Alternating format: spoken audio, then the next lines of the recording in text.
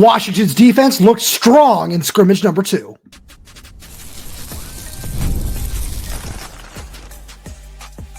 You are Locked On Huskies, your daily podcast on the Washington Huskies, part of the Locked On Podcast Network, your team every day.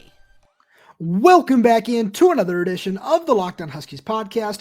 I'm Roman Tomashoff. I'm the site editor with Huskies Wire. Thank you for making this your first watch or first listen of the day, as we are part of the Locked On Podcast Network, your team every day. And this episode is brought to you by the Amazon Fire TV Stick 4K. Turn any TV into your Xbox. No console needed. Head to Amazon.com/Fire TV Locked On to learn more. Got a really fun show coming at all of you today. But first, just a quick reminder, wherever you're getting this show, whether it be YouTube, Spotify, Apple Music, Amazon Music, please make sure you click that subscribe button. Click that little bell as well so you never miss when we post a new video. Any questions, comments, concerns, drop them right down below in the comments section. And leave a like on the video as well. If you're on the audio only side of things, please leave us a 5-star review. It all really does help us out a lot. And if you like everything we have to offer, we're posting all kinds of news, updates on Twitter, Instagram, and TikTok at Locked On Huskies. Give us a follow over there as well. Today, got a really fun show coming at you. Got a whole bunch of recruiting news and notes from the weekend. Talk about Demond Williams and Chris Lawson. Both of them looked really strong in the scrimmage on Saturday. And the real big winner of the day, though, it was the defense. Now, I get it.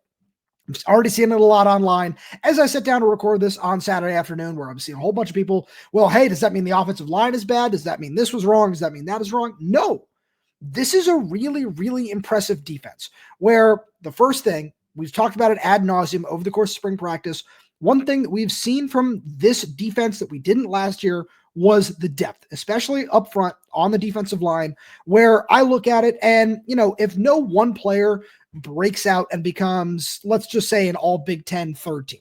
Like, let's even go that far and just say, yeah, somebody who really did stand out, much like Carson Bruner. Shout out to him for getting drafted by the Pittsburgh Steelers, by the way. Probably have more on that coming real soon. That's all I'm going to say on the matter for right now. But I look at that and I say, even if nobody lives up to that and is a productive player that is good enough to make one of the all Big Ten teams, and I look at this defensive line and I say, I see a bunch of really nice pieces that are going to find a way to contribute. Now, whether that be Anterio Thompson, who looks like is somebody that can collapse the pocket at times, Elinneus Davis, it's just somebody who continues to impress me week in and week out, where I was talking with a couple of our friends up in the media area of the bleachers today as we sat up nice and high to watch everything that was going on. And we were all saying Elinneus Davis has all the pieces of somebody who can absolutely turn into a strong contributor in the Big Ten. Now, he hasn't gotten an opportunity to prove that over an entire season just yet. We saw him in bits and pieces last year as a redshirt freshman. Seems like this is going to be a really big year for him. You combine that with Simote Peppa and Logan Sagapolu, who look like they're going to be a really tough combination to move on the goal line. That's going to be a lot of fun to watch those two guys on the field together. And then you combine it with a lot of these guys who have shown to be just adequate contributors, where that's the most you can call them right now, because it's just practice. It is Washington on Washington. You can't say too much about it, whether that be Bryce Butler, Armand Parker, Omar Khan, who had a nice TFL today. That's one of the things I got written down my little notes here. I wanted to give him a shout out for, because I really like what he brings to the table.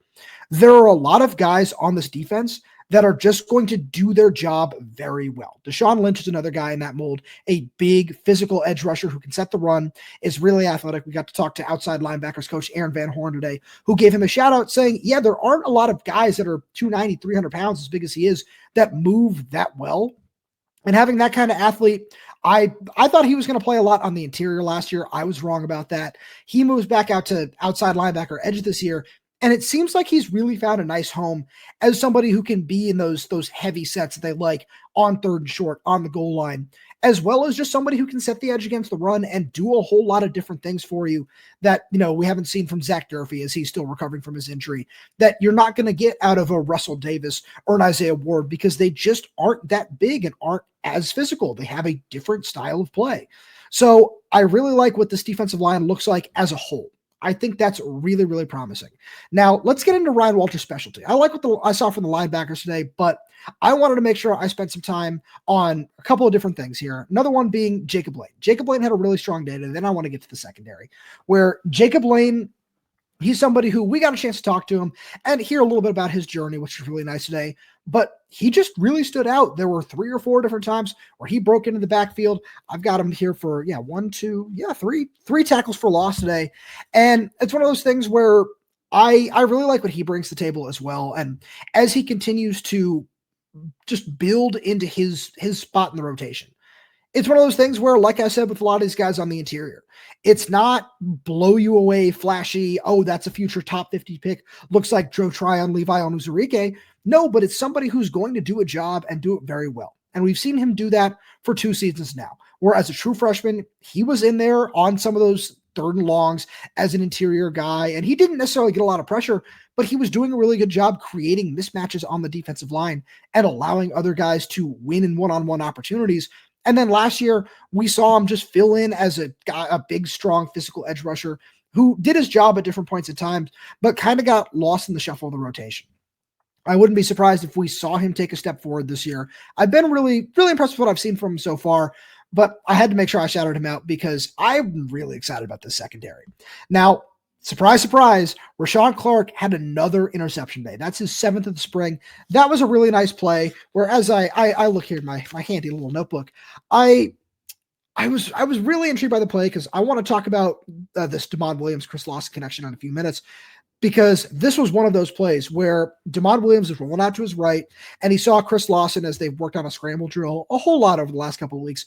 Lawson just kind of tried to free himself up, and Demond didn't make a perfect throw. He kind of put it on his back shoulder, and Rahshawn Clark did a really good job just catching up and closing out on the ball and stepping in front of Lawson to make a play on the football, which is really nice to see because we've seen him make plays on the ball in all sorts of different fashion. We've seen him use his recovery speed to catch up, like that one, another one he had on Audric Harris earlier in the spring. We've seen him just prove that he can be really sticky in man coverage and make interceptions in one-on-one scenarios. And we've also just seen him prove that he can identify plays quickly on different screen plays, shed blocks, get into the backfield, and find ways to just step in front and make a play on the ball.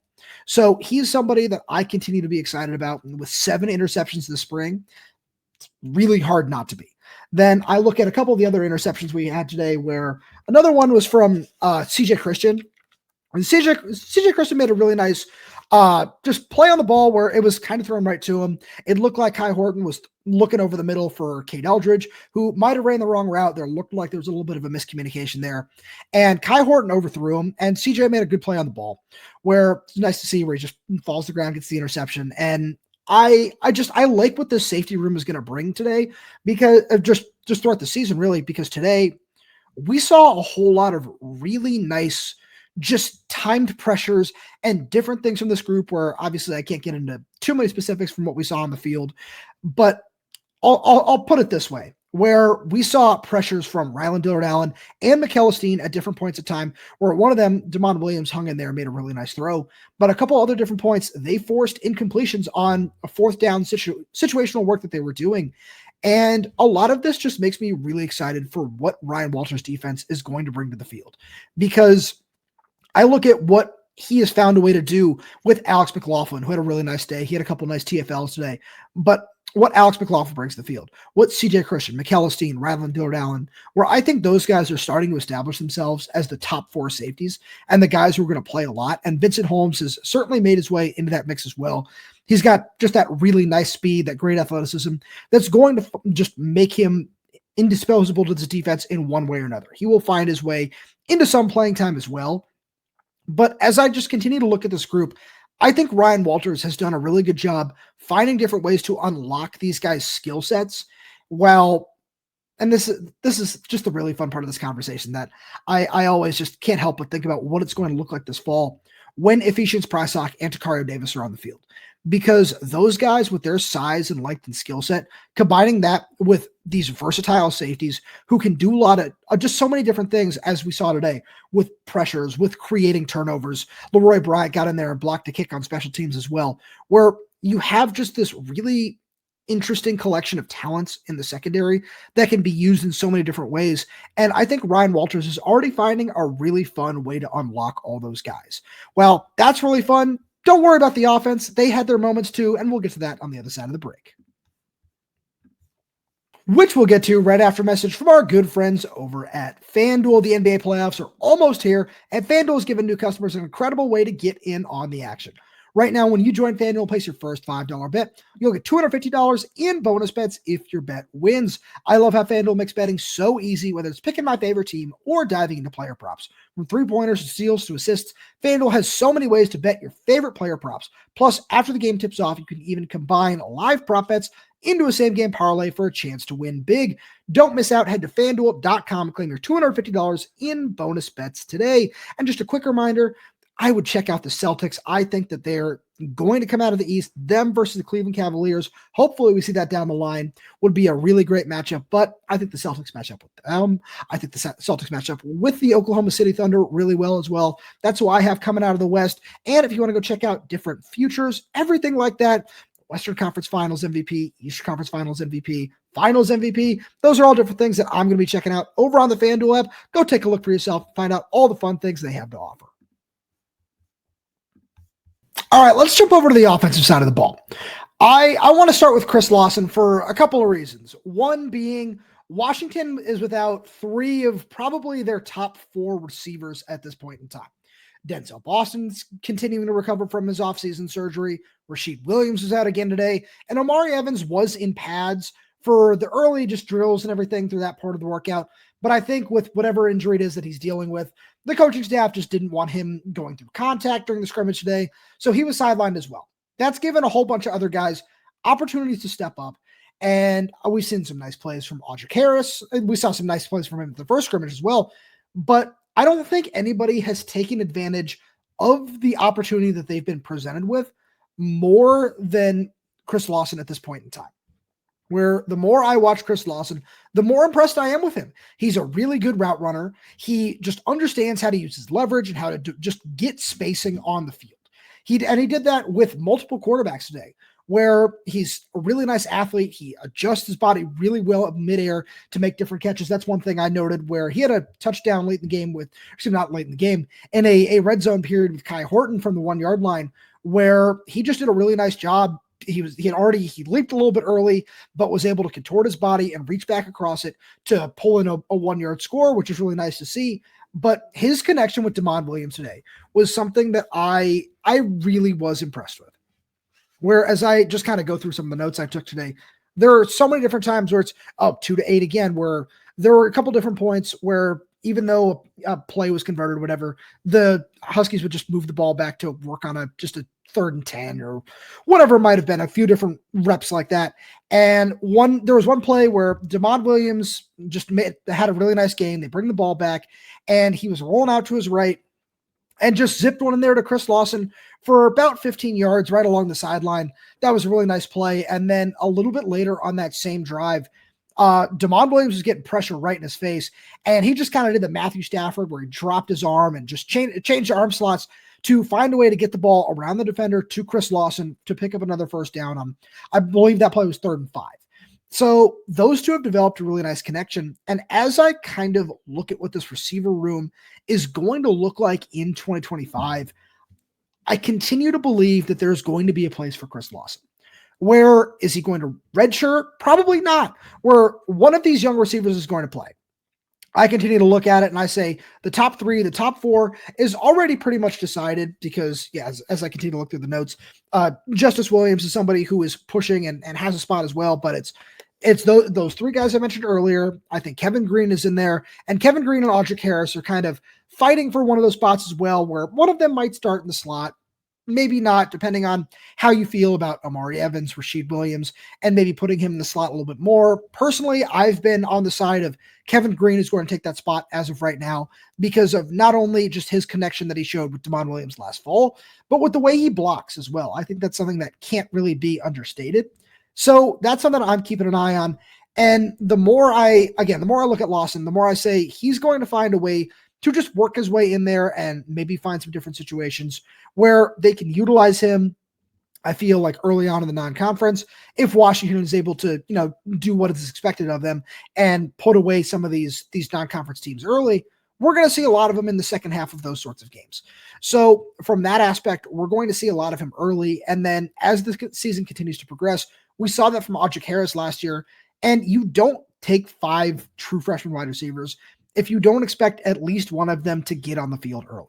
So I think that's really important and something that with Lawson especially should continue to be just noted because he just has that kind of potential where he was the highest rated recruit in this class. Not that that means anything, especially once you get on campus, but it just shows that those expectations have been around him and he has just that level of potential, at least, according to people that watch the film, where I really liked his film as well. And I think he's done nothing this spring to show that he needs to redshirt or he needs extra time to develop. So that's something that I'm just really intrigued by with him as we continue to work through the spring. And I just kind of looked through my notes here. Another thing I have to mention with Demond Williams is the legs showed up again today. That's not a surprise to anybody who has watched any of Demond Williams. He's got the legs. He's got the athleticism. Where there was one point where the Huskies were, the first team offense, I should say, were on a drive where it was just going the full length of the field. They get into the red zone, and Demond rolls out to the right, doesn't see anybody open. He made like 2 reads on the play. And since it's the half field read, since he rolls out to the right, he did the smart thing. He didn't look back across his body. He didn't try to make a play with his arm. He said, I understand what kind of athleticism I have. He just shifted gears and he took off and he wound up in the end zone. There are so many plays like that where, I'm sure there are some people around the Big Ten that will look at Demond and say, well, he's got 2 games under his belt and he lost both of them. Why are people so excited at what he brings to the table? It's plays like that. And it's not just the Jedfish, I'm going to hype him up where, obviously he's going to because he knows what kind of talent that is, where he's going to hype him up because of the athleticism, because he's been coaching him, because he truly deserves it because of the talent he has. It's because of mature plays like that, where there are some young quarterbacks, and you can go through a very long list of guys that started and played a lot earlier in their career who have been involved in plays like that. And they'll say, oh, well, I know I'm supposed to set my feet and make a play and try to throw the ball and pick up some kind of yardage. No, he did the smart thing where he keeps his eyes up very, very well when he gets out of the pocket. He is always trying to make a play with his arm, but he knows if it's not there, that he has the talent and the ability with his legs to just find a way to pick up positive yardage on the ground. And that's something that showed up today. And as I look at this offensive line, there were points today where the protection really did hold up. And there were points where, as I talked about with some of those from the Celestine pressures, Rylan Dillard-Allen had one of those pressures where he honestly probably would have taken a hit in a real game. And that's one of those things where we're not going to see what that looks like until this fall. But it's something that when I think about it, I think back to last fall and what just his play looked like at different points in time, especially when I think about the UCLA game, where there were a couple points at times where that defensive line, which, we saw Jay Toya, Amadejo, and a couple of those other guys get drafted, that he was facing some high-level competition, and he found ways to shake them and make them honestly look silly because he has that level of athleticism. So when I look at what Demond Williams is going to bring to the table this fall, there are certainly going to be points of time where I think this offensive line is going to be better. I don't think it's going to be perfect, but it's going to be better. And there are going to be points of time where I think he's going to be tested as he tries to stand in the pocket and deliver the ball downfield, where he showed at different points today that he can just stand there and take the heat and make a throw. Like I referenced, where he's dropping his arm slot and finding a way to make a play, that he's got that level of talent. But there are going to be points of time where I think he's going to have to prove that he can continue to show that escapability and just make plays with his legs that, are going to be the test of, is he a good quarterback or is he a great quarterback? That's just kind of the next level as he steps into a full year of being a starter. Is we saw, where the holes are going to be at different points in time, where if you overload the middle of this offensive line right now, there are still questions that need to be answered as that rotation continues to play out, where we saw Paki Finau, John Mills both get first-team snaps at left guard today. We saw Zach Henning, Garrett Hatchett, and Chantalelia, we've seen that throughout the spring, take first-team snaps at right guard. So a lot of that is some inexperience as those guys continue to work together and just figure out what works, figure out what meshes, especially for John Mills being a true freshman. There were different points in time today where he just had to make a decision and choose one or the other, and somebody would come through on the other side of that line. So that's the best way I feel like I'm able to describe some of the plays. But as I continue to look at this offensive line, there are going to be points of time where it will test Damon Williams. I'm not saying that's going to be a concern by any stretch of the imagination. It's going to work out. It's going to be certainly a step forward from what we saw last year where the group allowed 39 sacks. But as I continue to watch this group grow and develop, Damon is going to have to make some plays with his legs this year. And I think that that's going to be what really separates him and why, Lars has been on the show talking about, he could lead the Big Ten in total yardage. If he's able to prove that he is as just able to escape just not just pressures, but sacks as he was last year, that there are going to be points of time where he can step up and just make that play with his legs that we haven't seen at Washington for a very long time. Like, I really believe that the last person who was truly able to do that consistently and do it well was Keith Price. So that's something that I really want to keep an eye on as we get into fall camp. And, even at the spring game this Friday, there are going to be plenty of opportunities for him to prove that he just has that level of playmaking talent. I certainly believe in it, but he's going to have to prove it against other competition this fall as well. But another thing we got to look at is the 2026 class. It really is starting to come together.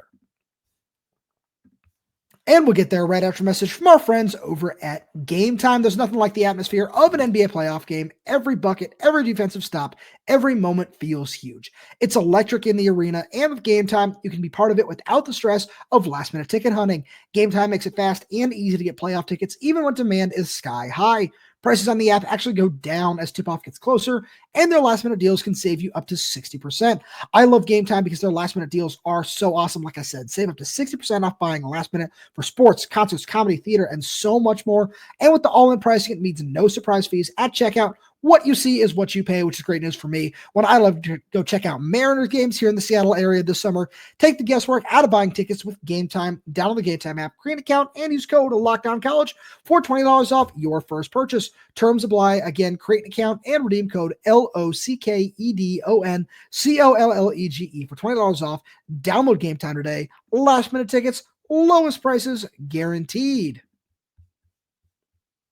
Let's jump into everything that's going on in the recruiting trail. Before we get into it, the Brady Smigiel news has finally happened. He committed to Michigan over the weekend, where I remember Lars and I talked about this a little bit after Derek Zammit committed to Washington, whereas, hey, yeah, maybe there's a slight chance. Obviously, that is now zero. So that ship has sailed, where a lot of that, just as we discussed previously, seemed to be that Derek jumped on the spot before Brady was ready to. So that just kind of is what it is, and that's, you move on to the next one. Which happened to be Derek Zammit, who is certainly a much better fit for what Jed Fish wants to do offensively. So that'll be really interesting. Just watch those careers play out at this point, where Brady is going to have to probably sit behind Bryce Underwood for at least a little bit. So keep an eye on that. But what we were really keeping an eye on was there were a whole bunch of official and unofficial visitors on Mount Lake this weekend. We saw a lot of them on the field during practice, where let's run through the official visitors real fast. 4-star running back Brian Bonner, 4-star offensive lineman Sam Utu, 4-star wide receiver and Auburn commit Denairius Gray, and 3-star offensive lineman Aaron Thomas. So out of that group, I'm really going to be keeping a close eye on Brian Bonner, where the more I read into that, the more it just feels like he really is buying into everything that Scotty Graham is selling on the recruiting trail. And a lot of that is, as we've discussed on the show previously, is a really nice pairing with Brian Bonner, where when we got to talk to Scotty last week, it was really fun to hear him dive into just the plan that he has for taking two kinds of running backs in every class, where it's, hey, if we want to run through you, we're going to go with one of these guys. If we want to run around you, we're going to go with one of these guys, where he referenced Adam Muhammad and Jonah Coleman really is the guys who are going to run through you. Julian McMahon fits that as well. And of course, he also, shouted out their speed, saying those guys can run around you as well. And when he talked about, Jordan Washington, Quade Carr being guys that really fit that kind of vision. And Brian Bonner is a really interesting mix of those two, where he fits into that mold that Adam Muhammad is kind of in right now, where it's, yeah, he looks like he's got the ability to be a 3-down running back. He's got the size, he's got the frame, he's got, just when you look at the tape, he's got the patience to run between the tackles. He's got the track speed, where I believe the 10.42 is his best track time, to get outside the tackles and find ways to just succeed in similar ways to Jordan Washington, where he's not quite that fast, but he's certainly not too far off either. So there's a lot to keep an eye on there, where Notre Dame just still feels like the leader from everything that's being reported. But the more I read into this, it's something I sent a little note out to our insiders about, where if he doesn't make that visit and a decision comes before then, one way or another, that's not something I'm going to be surprised by. So just something to keep an eye on there. And then another guy that I want to talk about is Aaron Thomas, where this is a guy who he's got some nice visits set up, where he's got some SEC schools that are in the mix. It would be Arkansas, Texas A&M. We saw Ohio State shoot him an offer not too long ago. He's somebody that I think Washington is really high on, where grabbing Cody Green certainly changes this tackle class a lot. Where, before we even really were aware that that was a possibility, I was looking at this as, if you grab Dominic Harris, who's still set to come on a visit at the end of May, and Aaron Thomas as your tackles, you're looking really good long-term, where there's a lot that could happen there, where when I look at just the way both of those players, which is where they are in their development right now. Let's say that Aaron Thomas is still somewhat new to the position, where I know it was reported by some outlets down in Arizona that last season was his first playing tackle. So fairly new to the position. He's got a really nice background there. I believe his dad played at Florida State for a little while on the offensive line. So he certainly has the genetics and the understanding of how to play the position. While Dominic Harris is a pure just size, physicality, promising movement for that size sort of take, where if you can find a way to get both of them into this class, you're certainly still going to try to do that, right? You want as many big, projectable, promising bodies along the offensive line as you possibly can, because now you have somebody who certainly looks like he can make an early impact in Cody Green. I think Aaron Thomas is that one where, let's say he does end up in Washington's class 3 years down the line. That's the kind of guy that you could be looking at and saying, wow, that was a really nice get for this class, because he was able to sit in the system and develop under Michael Switzer behind some of these older guys that were in this 2025 class as well. And he made his way onto the field eventually and turned into just a really nice contributor because of the time that he spent developing, which is a really nice track for an offensive lineman. So that's somebody who I'm curious to see how that commitment's going to play out. Obviously, Sam Utu, Denairius Gray. I'm intrigued to just kind of continue to dive into that recruiting process and see where they are. But I want to talk about some of these unofficial visitors as well, because one guy who really stood out to me on the sideline was Jeron Jones. I believe he just got upgraded to a 4-star by Rivals defensive back from Mission Viejo, California, where I've talked about him a lot, where the more I dive into his film, this guy is really, really promising in his own right, where sitting behind Dijon Lee is certainly hard for any corner to, make their way out just into the spotlight, especially somebody who was arguably the number one cornerback in the country at Mission Viejo last season, ends up at Alabama, of course. But I look at Jeron Jones and I say he really fits what John Richardson wants to do in the secondary very well. And I look at how the secondary class is starting to play out, where bodies are filling up quick. You've already seen 3 spots be taken by CJ Lavender, Kasani Giles, and Elijah Durr. So you got 3 really nice 3-star defensive backs, where CJ Lavender said on this program, he's going to end up playing safety at the next level, most likely, where I think Kasani Giles is going to fit really well in the nickel. And Elijah Durr, the in-state product, is a big, long body you can find a way to use at outside corner. And I feel similarly about Jeron Jones. And especially when I look at just his film and I see how aggressive he is on the line of scrimmage, just not letting receivers get clean releases. He knows how to use his hands very well in some of those settings. I think he's a player who just fits this scheme really, really well, whether it be what John Richardson likes to do, what Ryan Walters likes to do. He would fit on the outside very well. And it seems like Washington has put themselves in a really great position to land his commitment. So that's a guy that I'm not ever going to say, hey, this is a sure thing to join the class, because that's just kind of the way recruiting works. We felt really strongly about Brady Smigiel. Look how that ended up. So that's just something to keep an eye on as just this recruiting process continues to play out. He's scheduled to come back on an official visit at the beginning of June. So getting a few visits, just consistently having him on campus, is certainly a good way to make an impression. And as Washington continues to pursue some other big-time defensive backs in Chase Calicut and Devon Benjamin, watching where Jeron Jones just kind of fits in that equation is going to be really interesting, because he's the kind of guy where if he wants to commit at any point in time, I think John Richardson is going to say, yes, we'll take you. So just keep an eye on that one. Last guy I want to mention is a really interesting recruitment, and that's the 3-star tight end Landen Miree, where I look at, he's the 3-star tight end from Ohio who has now come on campus twice in the last 2 months. And he's somebody who looked like he formed a really nice relationship with Brady Smigiel at junior day. And I believe he also got a crystal ball from On3 to choose the Huskies as well as Brady did following that weekend. So getting him back on campus for the second time in as many months is a nice win. And as this recruiting class starts to shape up, personally, I'm of the mind that Washington is going to take two tight ends in this class. And I believe those two tight ends are going to be Landen Miree, who is a really nice receiver right now. He's very refined for just his age and for the position that he plays. And he can kind of move around the formation a lot like Decker DeGraff does. And then you also have a big inline guy in Kai Wesley, who he visited last weekend. And the more I watch Kai Wesley, the more I think that Jordan Paopao is selling him on a similar development track to how he developed Kaleki Latu, where obviously he only got 1 year with Kaleki, but after he spent 2 years at Cal and 1 year at Nevada and, had to go through a couple different coaches over his time and dealt with some injuries, seeing how far Kaleki came in just one season in Jordan Paopao's program was really, really nice. Now, getting somebody like Kai Wesley, who has that same frame, giving him 3, 4, 5 seasons to develop under Jordan Paopao is certainly just fun to think about. Is probably the best way to put it, where, of course, it's hard to project out these guys where we can say one thing or another, and things will always just happen because that's the way life is.